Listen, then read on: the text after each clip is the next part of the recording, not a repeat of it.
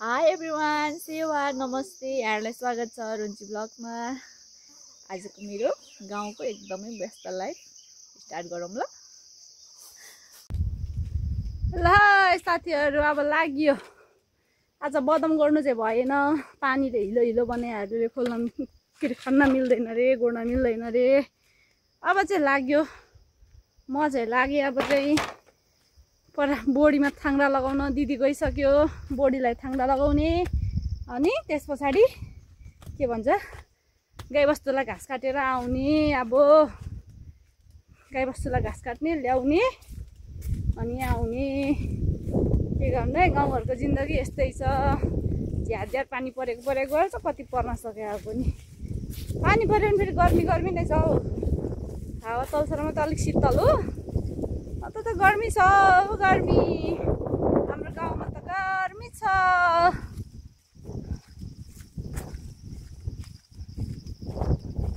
कता कता गयो हाम्रो घरहरू?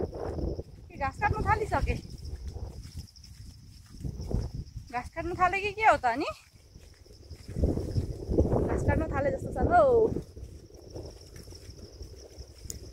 ल, हामी चाहिँ अब बोडीबाडीतिरै भेटौँ है। यो चाहिँ हाम्रो घरको खोर्सानीबारी फाइनल साथीहरू। अक्काबारी खोर्सानीबारी। ऊ दिदी तल कराउँदैछ, खोइ के भन्दै कराउँदैछु। तल छ, यता छ, तल यता यता यता यता। टमाटर टिप्ने पहिले। ल ल ल ल ल। ऊ दिदीले चाहिँ पुरै यहाँ खोर्सानीमा हान्दैछ, औषधि हान्दैछ किरा मर्नुलाई। औषधिहरू हान्दैछ किरा मार्ने। यो चाहिँ हाम्रो दिदीहरूको टमाटर बारी है। टमाटर फलेको छ, जस्ती मात्रै बेच्नु पठाएको। 2 दिन अगाडि मात्रै, फेरि अब बेच्ने बेला आइसक्यो। यसलाई फलेको छ, नफलेको भन्दैन, यसलाई मजाले फलेको छ, राम्रो फलेको छ। टमाटर टमाटर टमाटर छुपो छ, टमाटरहरू टमाटरहरू छुपो छ, छुपो छ टमाटर, छुपो फलेको छ टमाटरहरू।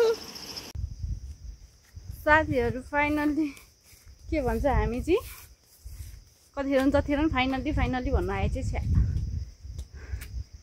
पहिले चाहिँ हामी चाहिँ टमाटर टिप्ने रे, अनि टमाटर टिपेर पाकेको टमाटर कतिको छ, टमाटर टिपेर चाहिँ अनि हामी बोडीलाई थाङ्रा लगाउनु पर्ने रे। अनि चाहिँ हामी बोडीलाई थाङ्रा लगाइसकेपछि फेरि घाँस काट्नेछौँ। हाम्रो चाहिँ कामको डिपार्ट आइसक्यो यतातिर। हेर्नु, कामको दिपट आयो हाम्रो चाहिँ फाइनल्ली कामको दिपट आयो। ल, म चाहिँ टमाटर टिप्न थालेँ। अब टमाटर टिप्न थालेँ। कुन खालको टमाटर फलेको है यो चाहिँ? फेरि कत्रो कत्रो फलेको रहेछ यहाँ त टमाटर, कति राम्रो। त्यो भेट्नु होइन, त्यो भेट्नेसँग टिपिरहेको छु त मैले। भेट्नैसँग टिपिरहेको छु। कस्तो अप्ठ्यारो तरिकाले फलेको, कुनै कुनै रे तेरिका। ल, फल्न त मजाले फलेको है यो टमाटर। थाङ्रा पुगेन भन्छस् नि।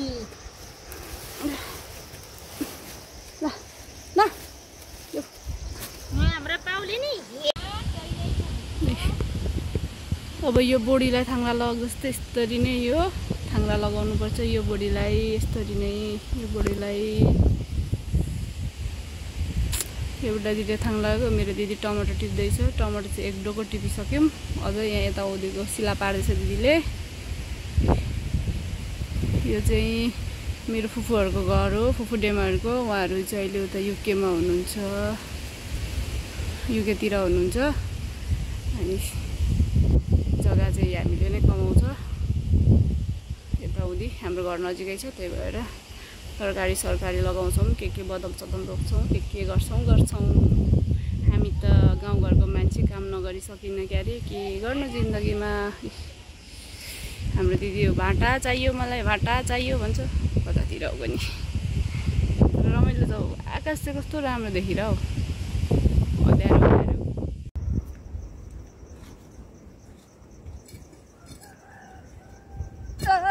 साथीहरू, हाम्रो त गाउँघरमै यस्तरी पो थाङ्रा लाउनुपर्छ पहिले।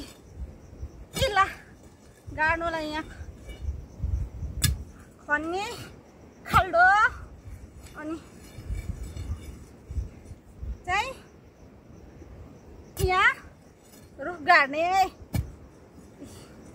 यसरी एकछिनमा रुख गाड्नुपर्छ यहाँ गाह्रो छ नि गाह्रो छ गाउँघरमा गरी खानु पनि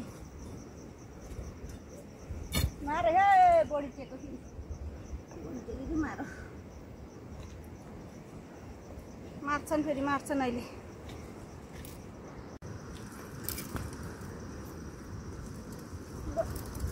ओइ बढी मात्रै मार्छु क्या मैले चाहिँ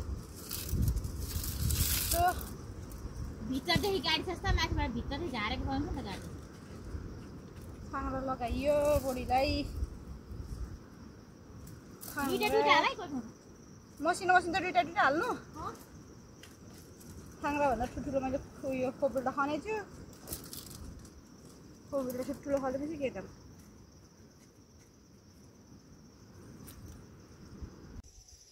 ल साथीहरू सकियो अब त बल्ल बल्ल यति लाएर गर्मी नै भयो भनेको यति लाउँदाखेरि पनि मेरो दिदीले चाहिँ यहाँ खोर्सानीको बिउ राखेको छ उसले चाहिँ अनि यो चाहिँ मेरो काम हो यति चाहिँ यति लाउने मेरो काम थियो थाङ्रा लाउने बल्ल तल्ल सकेपछि नै निक्लिने गरी काम गरेर थाङ्रा त लाएर सक्यो साथीहरू अब बारीमा पाकेको अनार नखाने कुरा आउँछ त मजाले पाकेछ कि अनार मजाले पाकिरहेको छ अनार है तर अलिक ज्यादै किराले खाएको रहेछ तर पनि म छानी खान्छु ल साथीहरू खाइदिए ल आफ्नै बारीको अनार टिपेर पनि खानु थाल्यो कस्तो मजाले पाकेको रहेछ तपाईँहरू पनि खानु ल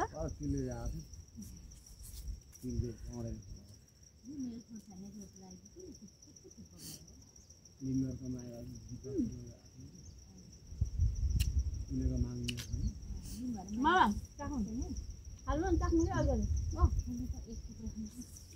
यो टमाटर बोक मामाले ढङ बोकिदिन्छ नि म भारी लगाएर दुईटै रोज खान्छ तर गुलियो छ है किरा चाहिँ लागेको छ हजुर आमा त्यसै नि आमा लिइसकेको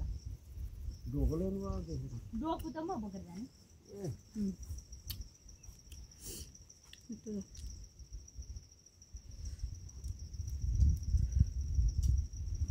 यहाँ पनि माग गर्दाखेरि मलाई बोलाएर ढुट्टो खान्छु म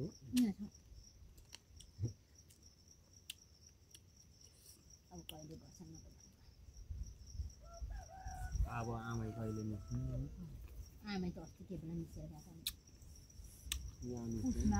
लु अब टमाटर टिप्यो थाङ्रा पनि लाइयो बडीलाई घाँस काट्ने भने त्यो घाँस काट्नु चाहिँ भ्याइएन कान्छी आमाले काट्नु भयो कान्छी आमा घाँस काटेर घर जानुभयो घाँस चाहिँ दिदीले बोकेर ल्याउँछ म चाहिँ टमाटर बोकेर अब घरतिर लागे